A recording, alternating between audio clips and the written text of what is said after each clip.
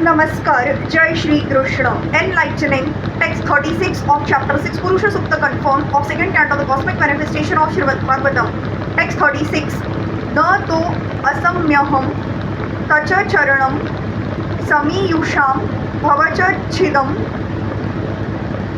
swastyayanam sumangalam yo hayatma maya vibhavam sma पर्यगाद यथा नभः स्वान्तं था परे कुतः.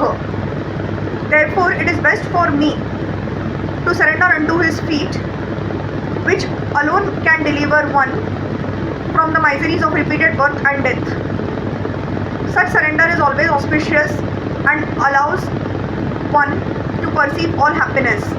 Even the sky cannot estimate the limits of its own expansion. So what can others do when the Lord himself is unable to estimate his own limits?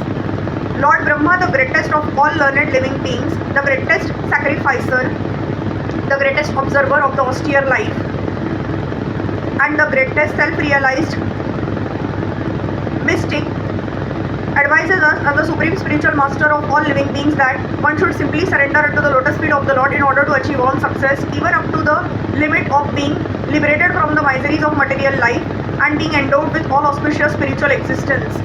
Lord Brahma is known as the Pitamaha, or the father's father. A young man consults his experienced father about discharging his duties. So the father is naturally a good advisor. But Lord Brahma is the father of all fathers. He is the father of Manu, who is the father of mankind all over the universal planets. Therefore, the men of this insignificant planet should kindly accept the instructions of Brahmaji and would do well to surrender unto the lotus feet of the Lord rather than try to estimate the length and breadth of the Lord's potencies. His potencies are immeasurable as confirmed in the Vedas.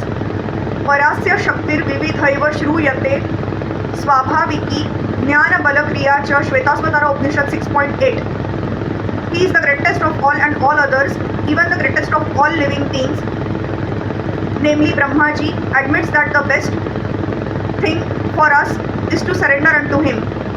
Therefore, only those persons with a very poor fund of knowledge claim that they themselves are lords of all that they survey. And what can they survey? They cannot survey even the length and breadth of a small sky in one small universe. The so-called material scientist says that he would need to live 40,000 years to reach the highest planet of the universe, being carried by a Sputnik. This is also utopian because no one can be expected to live 40,000 years. Besides, when the space pilot returned from his travel, none of his friends would be present to receive him back as the greatest astronaut, as has become fashionable for modern bewildered scientific men.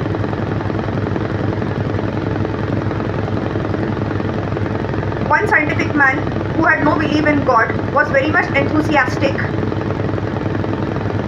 in making plans for his material existence and therefore opened a hospital to save the living. But after opening the hospital, he himself died within 6 months. So one should not spoil his human life, which is obtained after many changes of body in 84 lakh species of life, simply for the concocted material happiness of life through increasing artificial needs in the name of advancement of economic development and scientific knowledge. Rather, one should simply surrender unto the feet of the Lord to make a solution to all miseries of life. That is the instruction of Lord Krishna directly in the Bhagavad Gita, and that is the instruction of Srimad Bhagavatam by Brahmaji, the supreme father of all living beings. Anyone denying this surrendering process, as recommended both in the Bhagavad Gita and in the Srimad Bhagavatam, and for that matter in all authorized scriptures, will be forced to surrender unto the laws of material nature. The living entity by its constitutional position is not independent.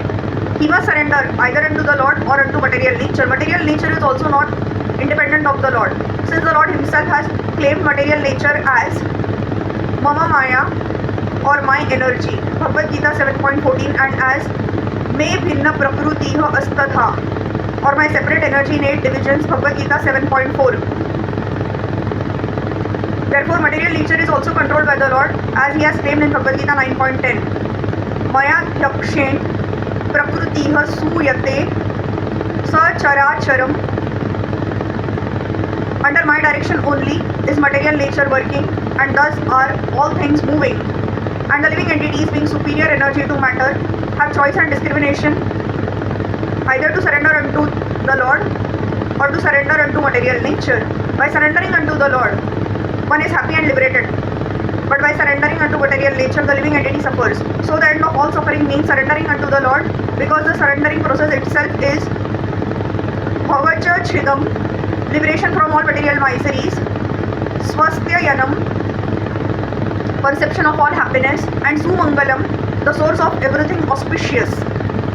Therefore, liberty, happiness, and all good fortune can be attained only by surrendering unto the Lord, because He is full liberty, full happiness, and full auspiciousness. Such liberation and surrender are also unlimited, and they have been compared to the sky, although such liberation and happiness are infinitely greater than the sky. In our present position, we can simply understand the magnitude of greatness when it is compared to the sky. We fail to measure the sky, but the happiness and liberty obtained in association with the Lord are far greater than the sky. That spiritual happiness is so great that it cannot be measured even by the Lord Himself, not to speak of others. It is said in the scriptures, Brahma Saukhyam Tva Anantam, spiritual happiness is unlimited. Here it is said that even the Lord cannot measure such happiness. This does not mean that the Lord cannot measure it and is therefore imperfect in that sense.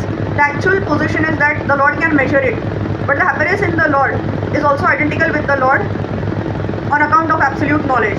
So the happiness derived from the Lord may be measured by the Lord, but the happiness increases again, and the Lord measures it again, and then again the happiness increases more and more, and the Lord measures it more and more, and as such there is eternally a competition between increment and measurement, so much so that the competition is never stopped but goes on infinitely ad infinitum. Spiritual happiness is anandam buddhi vardhanam, or the ocean of happiness which increases. The material ocean is stagnant, but the spiritual ocean is dynamic.